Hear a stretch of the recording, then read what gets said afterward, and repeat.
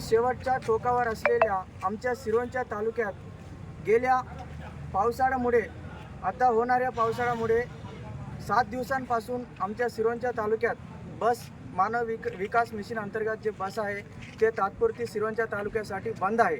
तर आम्ही या सिरोंचा तालुक्यातील विद्यार्थिनींनी सिरोंचा ग्रामीण भागातून मुख्यालयात शाळेत येत असतात।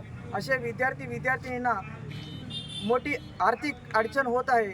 या गंभीर विषय घेऊन आम्ही आज राष्ट्रवादी काँग्रेस शरदचंद्र पवार पक्षाचे जिल्हा अध्यक्ष अतुल गन्नरवार यांच्या मार्गदर्शनाखाली आम्ही सिरोंचा तालुक्यात विद्यार्थ्यांना घेऊन जिल्हा परिषद शाळा आणि भगवंतराव शाळा तसेच धर्मराव शाळेतील विद्यार्थिनींना घेऊन आम्ही बसस्टँड चौक ते तहसील कार्यालयावर आम्ही धडक मोर्चा काढून इथे तहसीलदार साहेबांना आम्ही निवेदन देऊन विनंती केली आहे।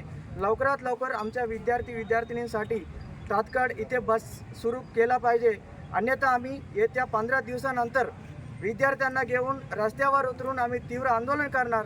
आमच्या सिरोंचा तालुक्यातील विद्यार्थ्यांचे मोठे नुकसान होत आहे।